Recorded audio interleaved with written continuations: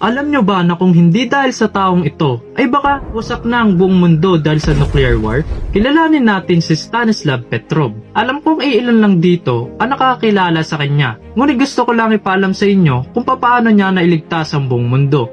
Noong panahon ng Cold War, ang bansang Amerika at Soviet Union ay nasa sitwasyon ng matinding banggaan na kung saan konting pagkakamali na lang ng isa sa kanila ay maaari nang magumpisa ang ikatlong digmaang pandaigdig o nuclear war. Si Petrov noon ay isang lieutenant colonel sa isang Soviet Air Force at naka-assign siya sa isang command center ng OKO Nuclear Early Warning System. Siya ang nagbabantay sa kanilang radar system upang mamonitor niya ang mga biglaang pag-atake ng kanilang kalaban. Sa hindi inaasahang pangyayari, nakadetect ang kanilang radar system ng isang pag-atake mula sa Amerika na may dala na isang ballistic missile at sinundan pa ito ng 5. Dahil si Petrov ang naka-assign sa radar system, ay kinakailangan niyang sumunod sa kanilang protocol na kung may pag-atake man ang na-detect sa kanilang radar system, ay dapat na ipaalam niya ang mga ito sa kanyang mga superior. Ngunit mas inisip ni Petrov ang kaligtasan ng sangkatauhan, dahilan upang hindi niya sundin ang kanilang protocol at inireport niya na ang na-detect ng radar system